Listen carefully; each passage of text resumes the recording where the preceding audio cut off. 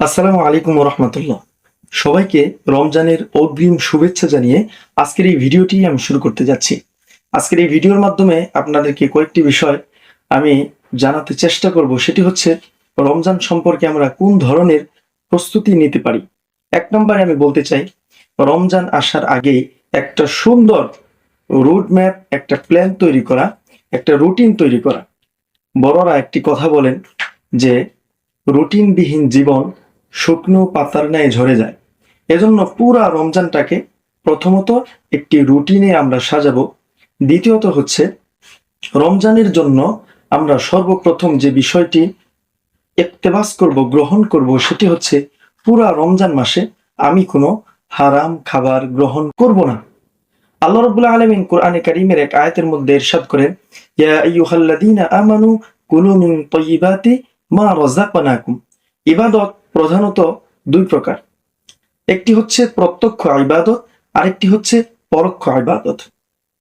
নামাজ একটি প্রত্যক্ষ ইবাদত, এটি করলে সবাই দেখতে পায়, কিন্তু আমি আমার খাবারটা কিভাবে গ্রহণ করছি, হারাম নাকি হালাল, এটি সাধারণত সকলেই জানে না।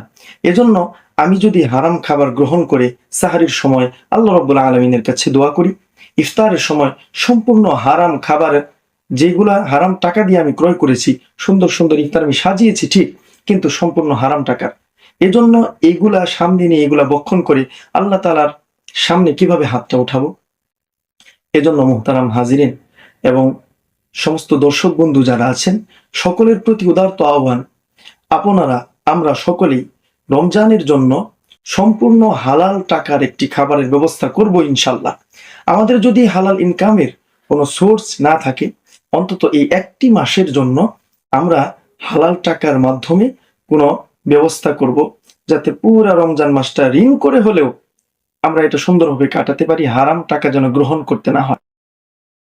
এবং আরো একটি গুরুত্বপূর্ণ বিষয় দিয়ে আমি আমার ভিডিওটি শেষ করতে যাচ্ছি, সেটি হচ্ছে ইমাম গাজ্জালী রাহিমাহুল্লাহ রমজান সম্পর্কে গুরুত্বপূর্ণ একটি মেসেজ দিয়েছেন। সেখানে তিনি কয়েকটি বিষয়ের কথা খুব গভীরভাবে বলেছেন এবং এগুলো মানার জন্য বলেছেন। এগুলো মানলে অবশ্যই একজন রোজাদার ব্যক্তির রোজাগুলো খুব সুন্দর হবে, নষ্ট হবে না, ফেটে যাবে না। একবার রাসূল করিম সাল্লাল্লাহু আলাইহি ওয়াসাল্লাম বললেন যে, তোমরা কি জানো রোজা নষ্ট হয়ে যায়, ফেটে যায়? সাহাবারা বললেন, হুজুর, রোজা আবার কিভাবে নষ্ট হয়ে যায়, ফেটে যায়? রোজার যথার্থ হক আদায় না করলে রোজা নষ্ট হয়ে যায়, ফেটে যায়। এজন্য রমজান মাস আসার আগেই আমরা একটা ভেতরগত প্রস্তুতি নেব। সেগুলো হচ্ছে আমাদের শরীরের প্রত্যেকটা অঙ্গ প্রত্যঙ্গের যেন গুনাহ না হয়।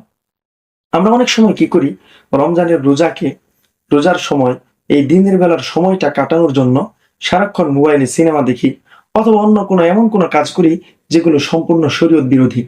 এই বিষয়গুলো থেকে বেঁচে থাকতে হবে। এবং আরো একটি বিষয় হচ্ছে, যেটা বলতেছিলাম, ইমাম গাজ্জালী রাহিমাহুল্লাহ বলেন, কয়েকটি বিষয়ের প্রতি বিশেষভাবে ফোকাস দেওয়া উচিত। তন্মধ্য থেকে অন্যতম হচ্ছে চোখ। মানুষের নজরকে হেফাজত করা। নজর হেফাজত করলে মানুষের গুনাহের দরজা বন্ধ হয়ে যায়। তাই রমজান আসার আগেই আমরা আমাদের চোখটাকে আমরা কন্ট্রোল করব।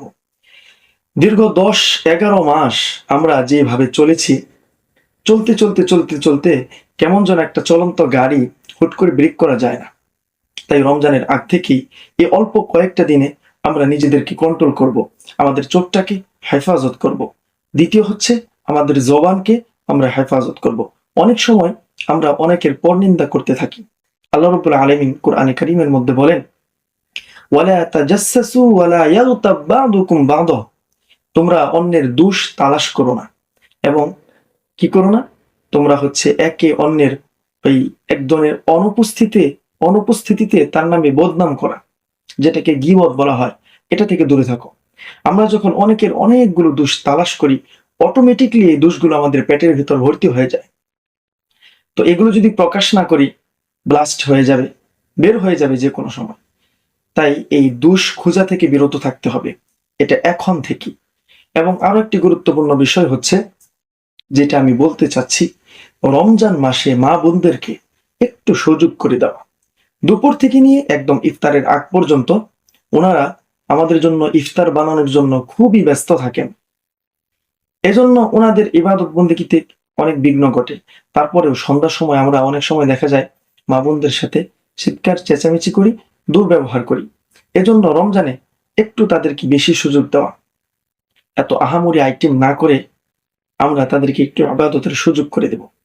রমজানের প্রস্তুতি হিসেবে অনেকগুলো খাবারের আয়োজন করার চেয়ে নিজের শরীরকে কন্ট্রোল করা অধিক উত্তম। আমরা রমজান আসলে 10 কেজি লবণ, 10 কেজি পেঁয়াজ, 10 কেজি খেজুর, 10 কেজি পানীয় এগুলো সংগ্রহ করে রাখি।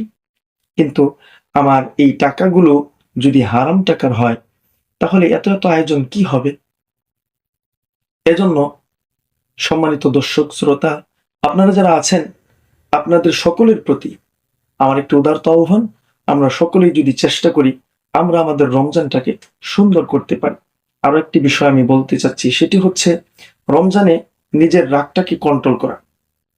অধিকাংশ সময় দোকানপাট ইত্যাদিতে দেখা যায় যে একটু ছোট কথা থেকে ঝগড়া হয়ে যায়। এজন্য রাগটাকে আমরা কন্ট্রোল করব। আল্লাহ সুবহানাহু ওয়া তাআলা আমাদেরকে তৌফিক দান করুন এবং রমজানে বেশি বেশি নেক আমল করার চেষ্টা করব, নফল ইবাদত বন্দেগী করার চেষ্টা করব।